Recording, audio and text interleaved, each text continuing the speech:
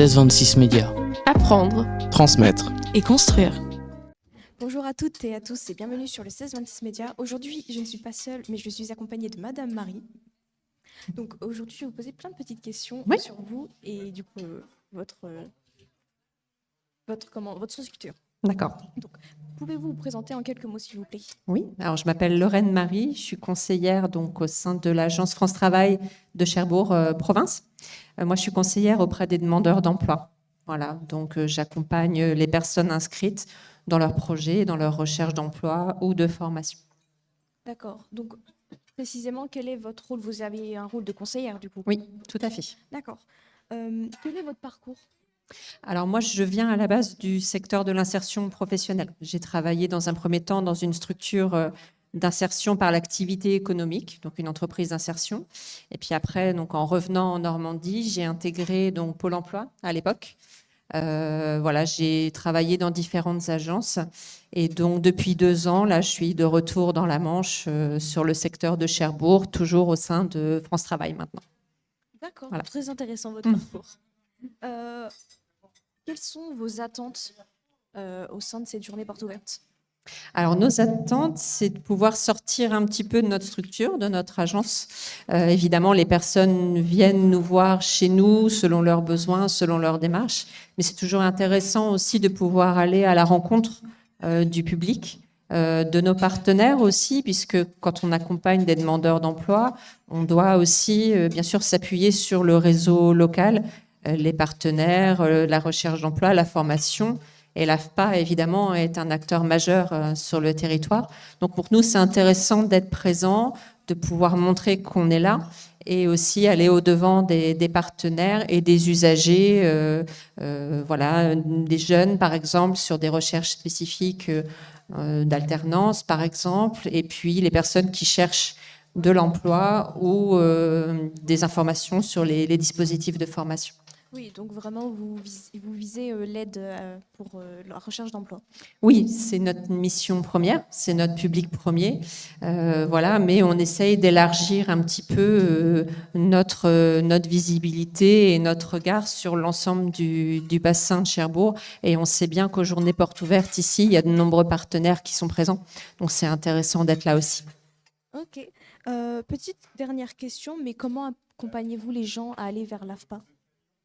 Alors, il y a différentes possibilités, puisque l'AFPA est organisme de formation. Donc, on a voilà, les plateformes bâtiments, par exemple, qu'on connaît bien et on sait qu'il y a des sessions régulièrement. On a aussi, je pense, un dispositif comme Prépa Compétences, qui est une prestation spécifique qui nous permet de préparer les personnes vraiment à leur projet de formation, d'aller identifier leurs attentes, les réponses qui existent sur le territoire. Donc ça, c'est en amont de l'entrée à la formation. Et puis, il y a aussi un autre dispositif, par exemple, qui s'appelle #Action, qui consiste en des plateaux techniques. Où là, on peut proposer à des personnes d'aller s'immerger sur les plateaux de formation avant vraiment de décider et de valider ou pas leur projet et de pouvoir enclencher la formation en tant que telle. Donc, on a plusieurs clés d'entrée finalement avec l'AFPA. Donc, on a des échanges assez réguliers voilà, avec les différents services, toute l'offre de services de l'AFPA. Voilà, donc il y a plusieurs possibilités et on travaille avec l'AFPA à différents titres finalement. D'accord, c'était très intéressant. Merci à vous. Je vous en prie, merci. Bonjour à tous et à tous sur 1626 Médias. Donc aujourd'hui, je suis avec Jean-François. Jean-François. Donc présentez-vous en quelques mots. Bonjour, je m'appelle Jean-François Leblond et j'ai 50 ans et je suis actuellement en formation de formateur pour adultes. Donc on va commencer sur 2-3 petites questions. Donc, comment êtes-vous devenu formateur dans ce domaine? Je ne suis pas formateur encore, je suis en formation de formateur. Donc, Du coup, suite à des problèmes de santé, il a fallu que je me réoriente dans un domaine professionnel. Et donc, du coup, on m'a donné l'opportunité de pouvoir poursuivre une formation pour adultes. Du coup, je suis en alternance et c'est une formation qui durera 1 an. d'accord. Donc, comment se déroule une journée classique en formation? Alors du coup, la formation, moi je la fais à distance avec Territoire Digital. Donc c'est une semaine par mois à peu près. Et derrière, je passe 3 semaines en atelier et j'accompagne les jeunes qui apprennent le métier de maçon. D'accord. Et la plupart du temps, c'est en distanciel. Comment? La plupart du temps, c'est en distanciel. Non, alors, ma formation pour devenir formateur est à distanciel une semaine par mois. Et après, je suis à l'atelier au centre de l'AFPA de Cherbourg et j'ai des apprenants qui sont. J'encadre des apprenants pour apprendre le métier de maçon. Ah oui, d'accord. Ça... Je vois. Donc, vous avez fait des plateaux techniques? Des plateaux techniques. Donc oui, j'encadre des plateaux techniques. Je vois des jeunes régulièrement qui sont là en découverte une semaine. Donc du coup, je leur apprends à utiliser les outils, à les reconnaître et je leur apprends aussi à savoir implanter et à mettre en œuvre des matériaux de construction communs. Donc, troisième question, pardon. Pour vous, quelles sont les compétences essentielles qu'il faut appliquer pour votre formation? Alors les compétences de la patience et puis du savoir-faire, hein. Être à l'écoute et avoir envie de donner l'envie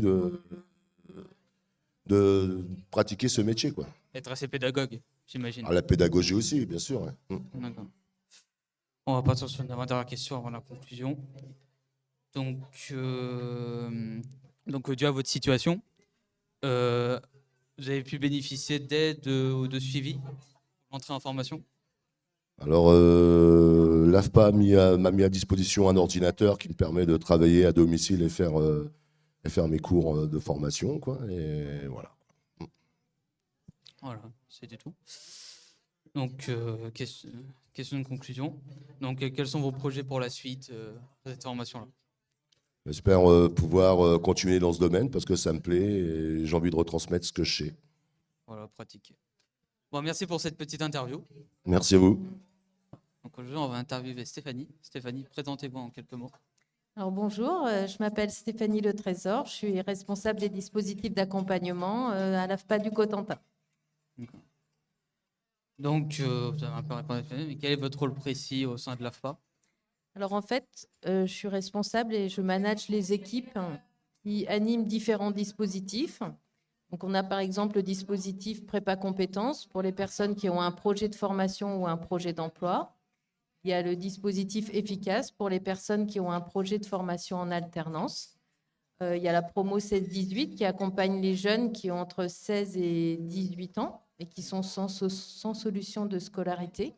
Et puis, il y a plein d'autres dispositifs, comme par exemple les différents ateliers déclic qui sont proposés pour les jeunes de la mission locale, ou alors la validation des acquis de l'expérience, la professionnalisation des jurys. Voilà. Donc, pour vous, le dispositif... Excusez-moi.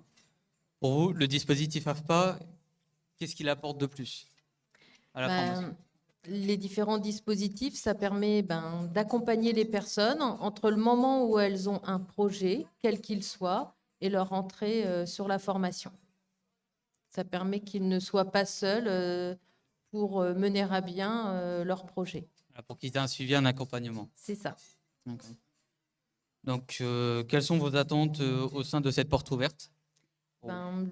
L'objet de cette porte ouverte, c'était de permettre à un maximum de personnes de connaître ces différents dispositifs pour qu'ils puissent s'inscrire et bénéficier d'un accompagnement. Alors, rencontrer de nouveaux profils. Voilà, c'est ça. Donc, quel conseil donneriez-vous à un jeune qui veut faire un dispositif de l'AFPA? Donc, Qui participe plutôt à un dispositif de l'AFPA. Qui participe ou qui souhaite participer à un dispositif? Qui souhaite participer? Alors en fait, tous les mardis à 14 h, il y a ce qu'on appelle les déclics et c'est la possibilité pour les personnes de venir se renseigner sur toutes les formations et sur tous les dispositifs d'accompagnement et de pouvoir s'inscrire pour en bénéficier. Donc, dernière question. Donc, êtes-vous satisfait pour l'instant de cette porte ouverte? Ah bah oui, on est très satisfait par rapport au nombre de personnes qui sont venues et puis à l'ambiance, tout ça, c'est parfait. Et merci à vous d'être venus. Merci à vous. Donc, merci de cette petite interview. Donc aujourd'hui, je suis accompagné de Christelle. Donc Christelle, Bonjour. bonjour. Donc présentez-vous en quelques mots. Donc moi, je m'appelle Christelle Le Trividic et je suis responsable de formation au sein de l'AFPA sur le site d'Équeurdreville et de Cherbourg. Alors, bon, quel est votre rôle au sein de l'AFPA? Vous avez à peu près répondu. Dans les questions, que l'AFPA peut apporter en plus à un jeune qui veut s'engager dans la vie active? Par rapport à d'autres centres de formation, l'AFPA peut apporter plusieurs choses.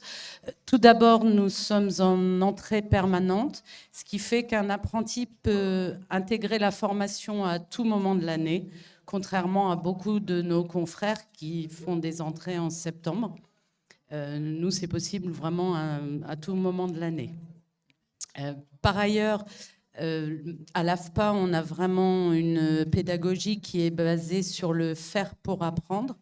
Donc, les apprenants qui sont chez nous ont vraiment l'opportunité de pratiquer le métier dans des conditions proches de ce qu'ils vont rencontrer par la suite en entreprise. Donc, c'est vraiment très enrichissant, très constructif. Ça les met directement dans le bain pour la vie active. Tout à fait. Ils sont prêts quand ils sortent de formation, ils sont tout à fait prêts à intégrer une entreprise. D'accord. Deuxième question, donc, quelles sont vos attentes au sein de cette porte ouverte? Alors, l'attente pour cette porte ouverte, bien évidemment, c'est de faire découvrir notre centre et nos formations à une grande variété de publics et, si possible, bien sûr, d'attirer des personnes pour qu'elles viennent en formation chez nous. D'accord, merci beaucoup. Donc, quel conseil donnerez-vous à un jeune qui veut faire une formation à l'AFPA? Le conseil que je pourrais lui donner, c'est de rencontrer mes collègues du pôle accompagnement qui pourront justement l'accompagner pour se préparer au mieux pour entrer en apprentissage par le biais de mise en situation pour les entretiens de recrutement.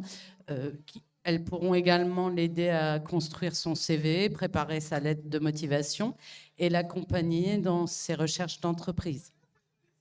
Donc, dernière question. Êtes-vous satisfaite actuellement de cette porte ouverte?